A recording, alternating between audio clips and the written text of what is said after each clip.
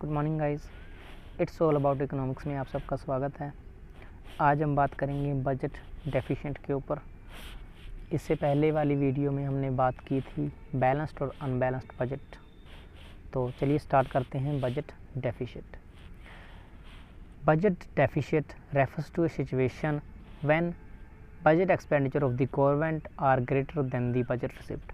जब गवर्नमेंट का expenditure government की इनकम से ज़्यादा हो जाता है तब उसे बजट डेफिशिएंट कहा जाता है।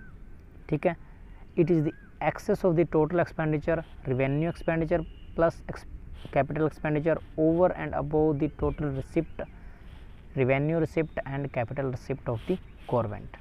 ठीक है, और ये revenue and capital expenditure and revenue receipt and capital receipt क्या होते हैं, इनके ऊपर एक सेपरेट वीडियो जो है वो भी बना दिया जाएगा ताकि आपको अच्छे से समझ में आए। ठीक है, budget deficit is equal to total expenditure minus total receipt. और टाइप ऑफ बजट हमने पहले डिस्कस किया था, दोबारा से देख लेते हैं। बैलेंस्ड बजट क्या होता है? Balanced budget is equal to budget receipt is equal to budget expenditure. जब आपका बजट मतलब गवर्नमेंट की इनकम और गवर्नमेंट का एक्सपेंडिचर दोनों बराबर होते हैं तो उसको बैलेंस बजट कहते हैं। Deficient budget when government expenditure is more than government receipt. जब गवर्नमेंट का एक्सपेंडिचर गवर्नमेंट की इनकम से ज़्यादा हो जाता है तो उसको बजट डेफिशिएंट कहते हैं। और सरप्लस बजट कब होता है? जब गवर्नमेंट की इनकम ज़्यादा होती है और गवर्नमेंट का एक्सपेंडिचर कम होता है। ठीक है, टाइप ऑफ एंड मेजरमेंट्स। अब बजट डेफिशिएंट कितने टाइप के होते हैं? ठीक है, उनको देखते हैं। तो हमारे पास 3 टाइप के बजट डेफिशिएंट है, revenue deficient, physical deficient and primary deficient. तो रेवेन्यू डेफिशिएंट को लेते हैं अभी। Revenue deficient is excess of total revenue expenditure of the government over its total revenue receipt. ठीक है, जब गवर्नमेंट का टोटल रेवेन्यू एक्सपेंडिचर ज़्यादा हो जाता है टोटल रेवेन्यू रिसिप्ट से तो रेवेन्यू डेफिशिएंट माना जाता है। It is related to only revenue expenditure and revenue receipt of the government. Alternately the shortfall of the total revenue receipt compare to the total revenue expenditure is defined as the revenue deficient.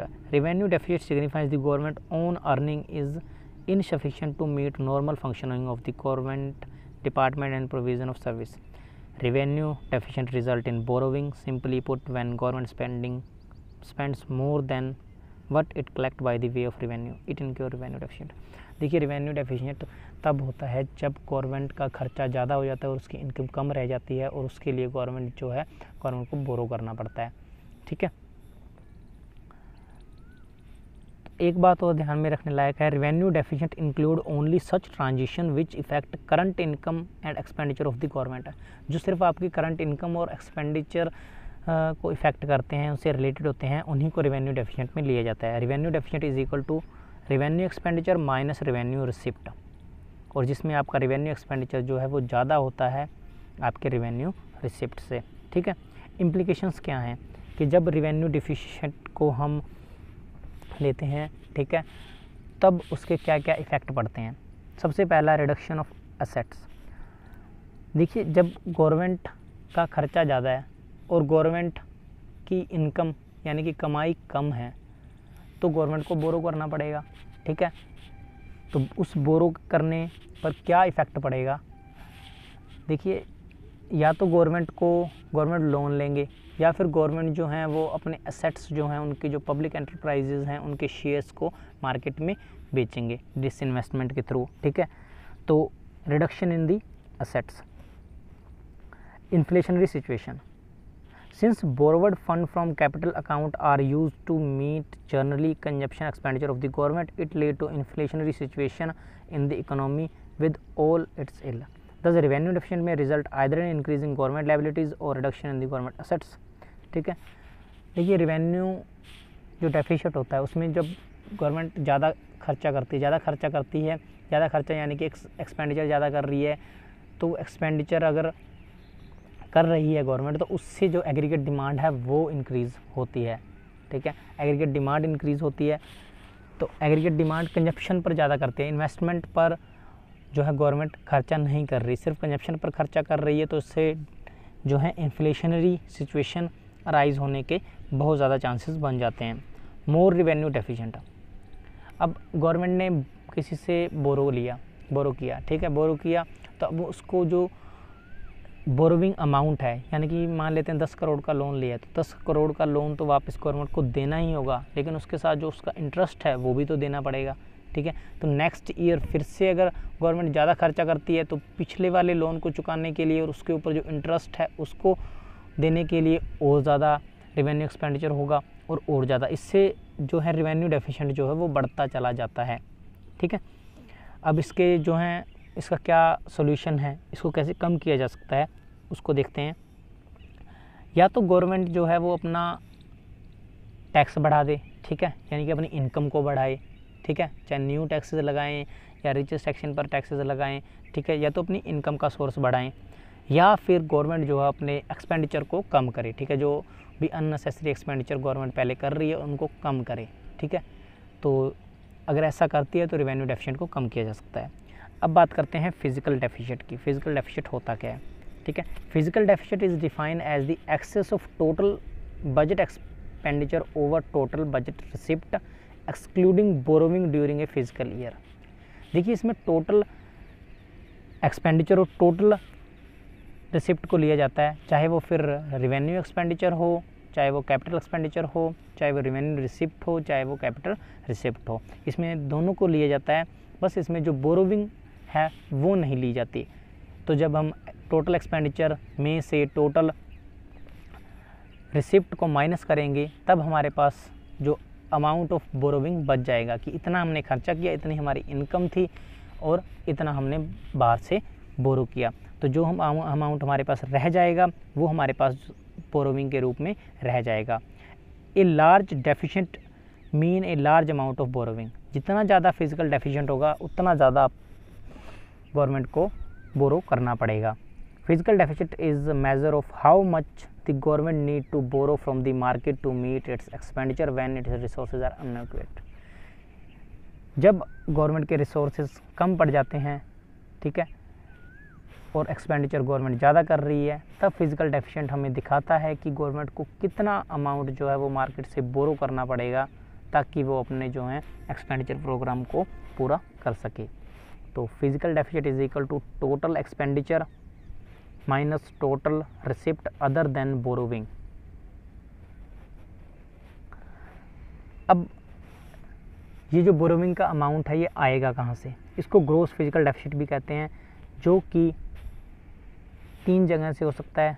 Borrowing from RBI, या तो government RBI से बोरो कर सकती है, या फिर borrowing from abroad, या फिर फॉरेन कंट्रीज से बोरो कर सकती है, जैसे कि आईएमएफ से, वर्ल्ड बैंक से, ठीक है, ये किसी भी फ्रेंडली नेशन से या नेबर कंट्री से। नेट बोरोविंग एट होम, या फिर डोमेस्टिक मार्केट से भी गवर्नमेंट जो है वो बोरो कर सकती है। अब इसके अगर हमारे पास फिजिकल डेफिशिएंट हो जाता है, गवर्नमेंट के पास फिजिकल डेफिशिएंट हो जाता है, तो उसके क्या क्या प्रभाव पड़ते हैं? देखिए डेब्ट ट्रैप, ठीक है, डेब्ट के ट्रैप में जो है इकोनॉमी वो फंसती चली जाती है। कैसे? Physical deficient is financed by borrowing and borrowing create problems not only the payment of interest but also the repayment of loan. अब आपने जो लोन लिया है, ठीक है, अब आपको वो लोन तो वापस करना ही करना है, लेकिन उसके ऊपर इंटरेस्ट भी पे आउट करना है, ठीक है। तो इससे जो है आपका रेवेन्यू डेफिशिएंट है वो भी बढ़ जाता है, रेवेन्यू एक्सपेंडिचर बढ़ जाता है, ठीक है, क्योंकि अगर आप पेमेंट रीपेमेंट कर रहे हैं इंटरेस्ट की, ठीक है, तो उससे आपका रेवेन्यू एक्सपेंडिचर बढ़ेगा और उससे रेवेन्यू डेफिशिएंट भी बढ़ेगा। तो डे बाय डे जो है ईयर बाय ईयर जो है वो गवर्नमेंट की लायबिलिटीज़ जो हैं वो बढ़ती जाती हैं, क्योंकि गवर्नमेंट अपना एक्सपेंडिचर जो है उसको उसी रेट से करती जा रही है और बोरो करती जा रही है, और वो इंटरेस्ट जो है वो ईयर बाय ईयर काउंट होता जा रहा है। तो इससे जो है वो कंट्री जो है वो ट्रैप में फंसती जा रही है, डेब्ट ट्रैप में। तो ये इसकी एक कमी है फिजिकल डेफिसिट की, ठीक है। Wasteful expenditure, high physical deficit generally lead to wasteful and unnecessary expenditure by the government, it create inflationary pressure in the economy. देखिए गवर्नमेंट खर्चा ज़्यादा कर रही है और गवर्नमेंट की इनकम कम है, तो ये इस चीज़ को दिखाता है कि गवर्नमेंट जो है वेस्टफुल एक्सपेंडिचर कर रही है, उन प्रोग्राम्स पर खर्चा कर रही है जो कि उसको रिटर्न नहीं दे रही, ठीक है। तो इसका भी एक कारण है। Inflationary pressure. अब गवर्नमेंट जब एक्सपेंडिचर करेगी, ठीक है, एक्सपेंडिचर मतलब ज़्यादा करेगी और इनकम कम होगी तो वो बोरो करेगी, और अगर वो आरबीआई से बोरो करती है तो आरबीआई गवर्नमेंट को लोन देने के लिए डेफिशिएंट फाइनेंसिंग के थ्रू जो है नए नोट प्रिंट करती है।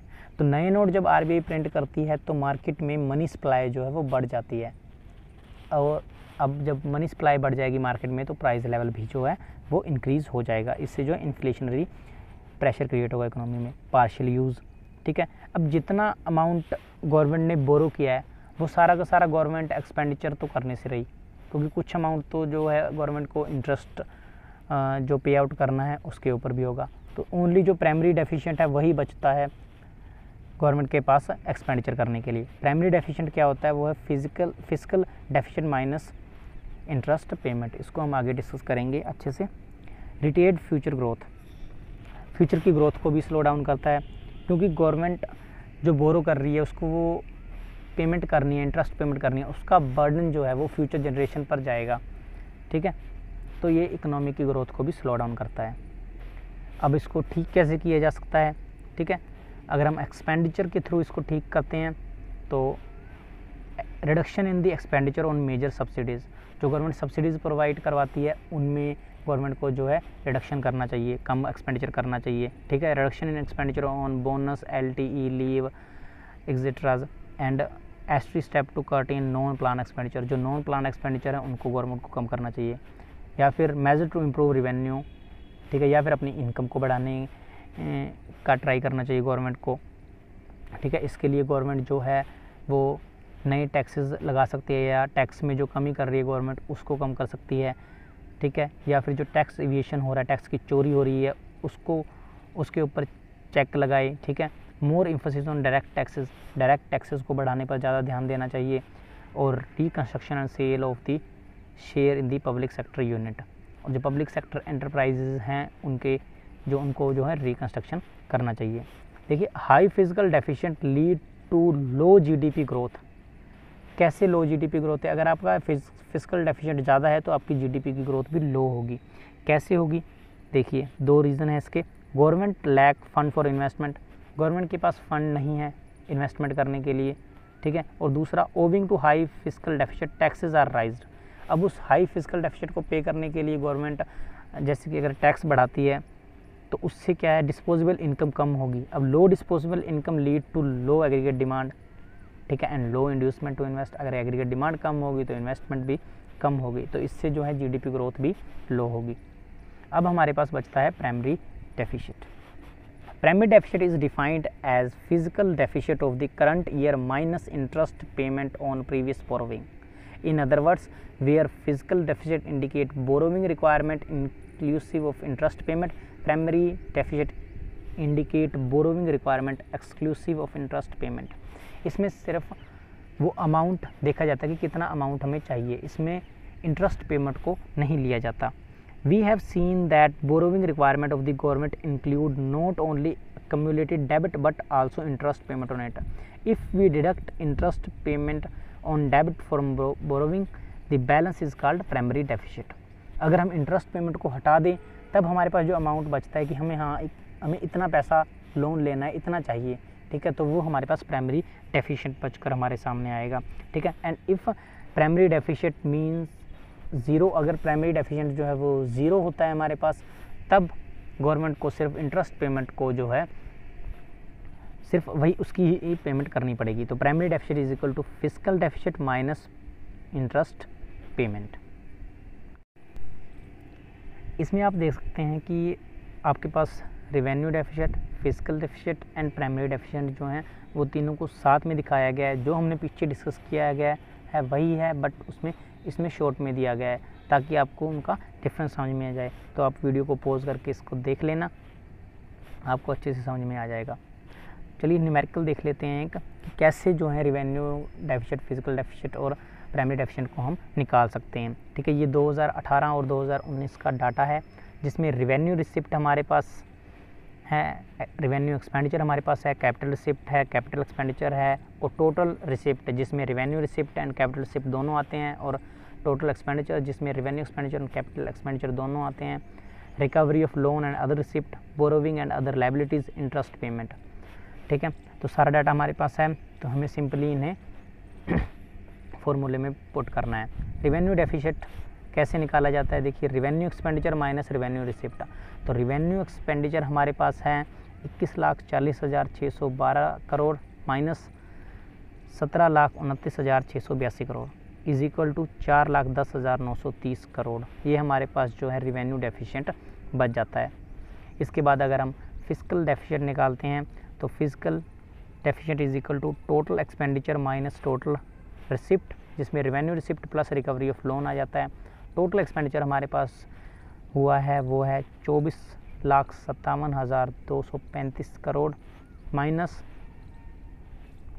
17,29,682 crore plus 93,155 crore is equal to 6,34,398 crore का फिजिकल डेफिसिट बचा है हमारे पास, या फिर इनमें से बोरोविंग भी कह सकते हैं कि इतना गवर्नमेंट को जो है बोरोविंग और अदर लाइबिलिटीज़ जो हैं इंटरेस्ट पेमेंट इंक्लूड है इसमें, तो वो भी करना पड़ेगा।